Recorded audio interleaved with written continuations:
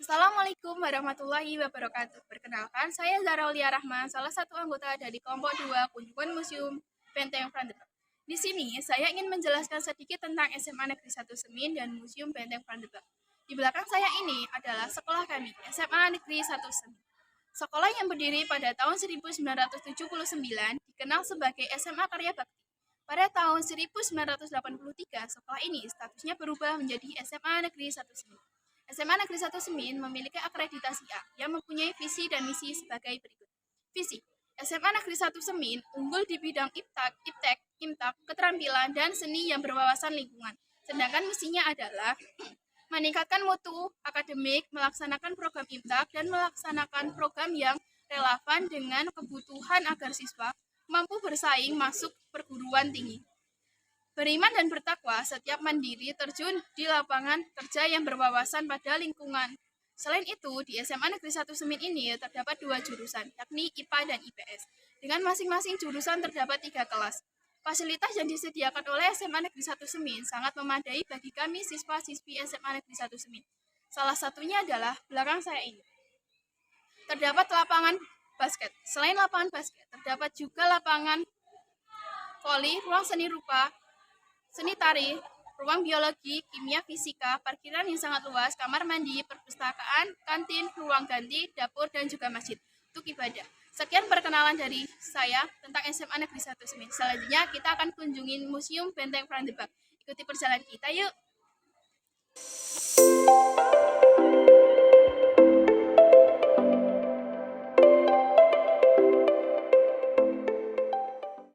Hai guys, kita udah sampai di Benteng Brandenburg. Kenalin, aku Zara Aulia. Perkenalkan, aku Anggi. Saya Sekar. Saya Zalfa Aji. Saya Valen. Benteng Brandenburg merupakan salah satu museum peninggalan Belanda yang sangat terkenal di Yogyakarta, yang terletak di Jalan Margomulyo nomor 6, Ngobasan, Kecamatan Bonomanan, Kota Yogyakarta. Benteng Brandenburg dibangun pada tahun 1760 oleh Sri Sultan Hamengkubuwono I atas permintaan Belanda yang pada masa itu gubernur dari Direktur Pantai Utara Jawa dipimpin oleh Nicholas Hartmann. Maksud pembangunan benteng untuk menjaga keamanan keraton dan sekitarnya. Akan tetapi, balik itu semua, Belanda yang sesungguhnya adalah memudahkan dan mengontrol segala perkembangan yang terjadi di dalam keraton. Benteng pertama kali dibangun seadanya sangat sederhana. Temboknya hanya dari tanah yang diperkuat dengan tiang-tiang penyangga dari kayu pohon kelapa dan aren. Bangunan di dalamnya terdiri atas bambu dan kayu dengan atap hanya ilalang. Dibangun dengan bentuk bujur sangkar yang di keempat sudutnya dibuat tempat penjagaan yang disebut seleka atau bastion. Oleh Sultan keempat, sudut itu diberi nama Jaya Wisesa, Jaya Purusa, Jaya Prakosa Ningkrang, dan Jaya Prayitna. Setelah pembangunan benteng selesai, kemudian diberi nama Rustenburg, yang berarti benteng peristirahatan. Pada tahun 1867 di Yogyakarta terjadi gempa bumi yang sangat dahsyat, sehingga mengakibatkan rusaknya sebagian bangunan benteng. Setelah diadakan perbaikan, nama benteng diubah menjadi Brandenburg, Benteng Perdamaian. Hal ini sebagai manifestasi hubungan antara Belanda dan keraton yang tidak saling menyerang. Halo guys, kami akan memasuki diorama pertama. Di ruang diorama 1 ini terdiri dari 11 diorama, yaitu Perang Diponegoro atau sering disebut juga dengan Perang Jawa yang terjadi pada tahun 1825 sampai dengan 1830. Kongres Budi Utomo I yang terjadi pada tanggal 2 Mei 1926. Pertemuan diputuskan berdirinya organisasi Muhammadiyah di Yogyakarta yang terjadi pada tanggal 18 November 1912. Halo guys, selanjutnya kami akan ke diorama yang kedua. Let's go! Diorama 2 berisikan bukti sejarah pasca kemerdekaan, menggambarkan situasi Yogyakarta setelah kemerdekaan Indonesia pada tahun 1045, kemudian bagaimana perlawanan yang mulai timbul di beberapa daerah setelah kemerdekaan dan juga terdapat gambaran situasi tahun 1946 mengenai perpindahan ibu kota dari Jakarta ke Yogyakarta.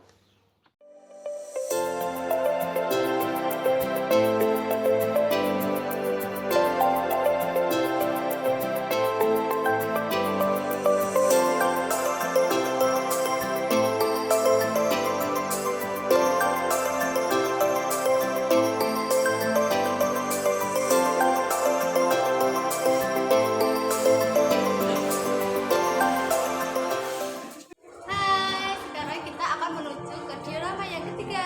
Let's go. Gedung Diorama 3 pada saat ini memiliki fungsi awal pada masa terbangunnya Benteng Fredericksburg sebagai tempat tinggal para prajurit atau barak prajurit. Bangunan ini terletak berdampingan dengan bangunan Diorama 2, terdiri dari 2 lantai bangunan. Fungsi bangunan pada awalnya merupakan barak prajurit. Fungsi ini menurut hasil penelitian masih digunakan sampai masa digunakan sebagai markas oleh TNI AD. Lantai atas pada bangunan merupakan sebuah ruang lapang yang berfungsi sebagai barak dan selasar. Sedangkan pada lantai bawah bangunan terdiri dari sebuah ruang lapangan dan beberapa ruang kecil yang juga difungsikan sebagai barak prajurit. Pada saat ini, lantai bawah difungsikan sebagai ruang diorama 3 dan lantai atas difungsikan sebagai ruang pameran temporer. Di ruang diorama 4 ini menggambarkan peristiwa sejarah dari pemilihan umum pertama di Yogyakarta tahun 1950, Konferensi Rencana Kolombo tahun 1959, Seminar Nasional Pancasila pertama di Yogyakarta, Pencanangan Trikora tahun 1961, peristiwa G30 SPKI di DIY, penumpasan G30 SPKI di alun-alun utara Yogyakarta, serta amanat Presiden Soeharto tentang P4 di UGM tahun 1974. Hai guys, selanjutnya kita Mau menuju ke Monumen 1 Serangan Maret.